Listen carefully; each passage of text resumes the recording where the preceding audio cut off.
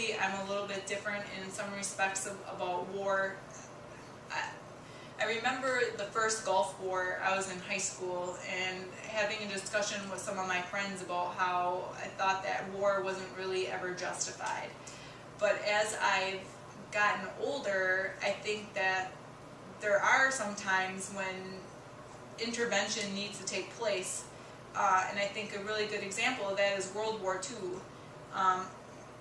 As I've gotten older and being able to reflect back, I don't know how the United States could have sat back and known that millions of Jewish people were being taken from their homes and being treated like not as human beings, and that we didn't feel that as a world power that we needed to help and intervene in that situation.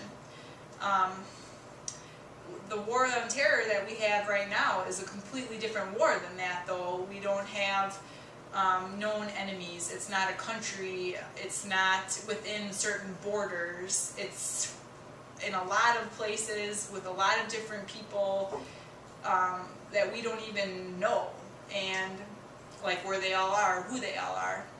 So it's a difficult war to fight. Do I think that we need to be fighting that war? I know that the Taliban, who helped protect Osama bin Laden in Afghanistan, did some terrible things.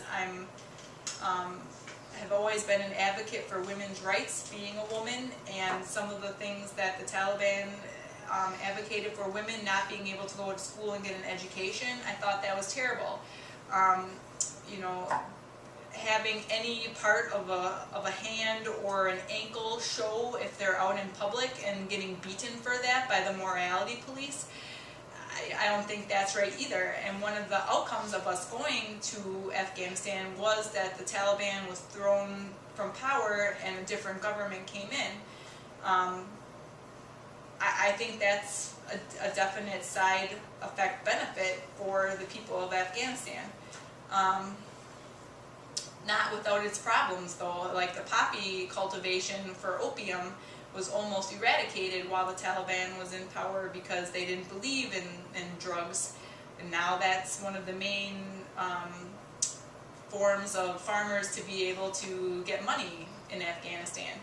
Our military right now is trying to do some things agriculturally to try to help farmers to be able to grow other kinds of crops and be able to make a living off of that. Fruit trees, I've heard from the UW Extension in Madison, has gone even to try to help with some fruit trees that will grow in their rocky soil, some other things. But I think that in this case war was justified. Some of the ways that they go about it with bombing villages and having a lot of civilian casualties, that always makes me sad. It's a hard situation when you have to weigh the pros and the cons and have to constantly be looking, reflecting upon what's occurring there to make sure that it's the right decision and to make sure that it's doing more benefit than harm. I just heard a story on the way to school this morning on National Public Radio about how there are a lot of companies that subcontract with the government in order to provide services on the military bases. And this was an example from Iraq at Camp Liberty, but there was a recruiter company that went to Fiji and was recruiting women to say, we have this great job for you to do manicures and facials in a ritzy hotel in Dubai in the Middle East. You should sign with us. We provide your transportation, blah, blah, blah. It'll be a great job. You'll be able to make lots of money. And, bait and switch at the last minute. Oh, we don't have any positions available for you in Dubai, but you will be going to Iraq. And they, that's not what they signed up for, but they had already put their name on a contract and would have had thousands of dollars of fines for backing out if they wouldn't have. And the subcontractor is supposed to be providing them with shelter and food, and the reporting this morning said that there was at least 4,000 different workers, not just manicurists and beauticians, cosmetologists, but other workers for this recruiting agency. So 4,000 of them weren't being fed properly and had subsistence housing, substandard housing, and they rioted, and that's another unintended consequence of war. So that's like a human trafficking kind of situation almost. So it's difficult to quantify with a yes or no answer if the war is needed, but I talked a lot about the pros and the cons. Some people think that us being in this war has affected us economically, like money and all Sure. that. And some even say it's because we're in this war, it's because of our rise in gas prices. Do you believe that, or do you think there's a different cause? Economic effects, I definitely think that there's been economic effects of us being engaged in two different conflicts around the world at once with Afghanistan and Iraq.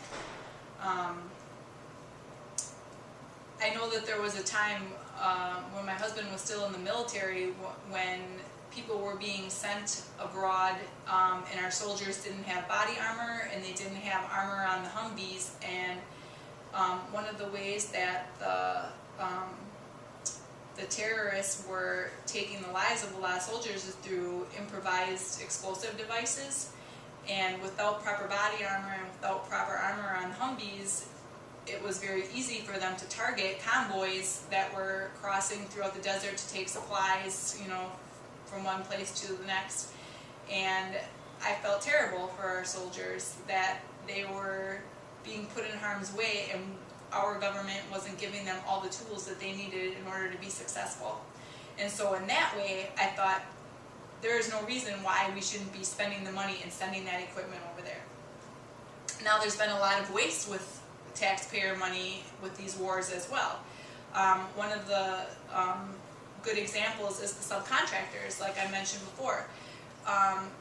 Blackwater, a subcontractor, I believe they were primarily in Iraq to provide security for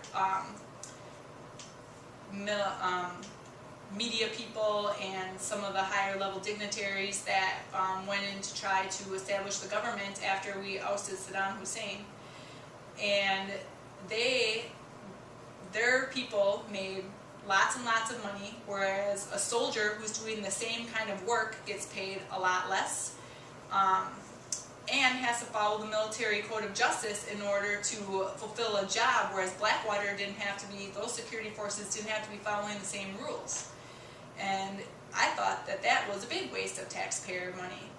So I think that there is some wasteful spending that has gone on with the war, both of the wars that we're fighting, and that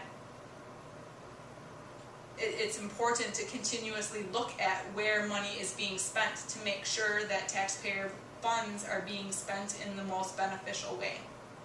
Gas prices,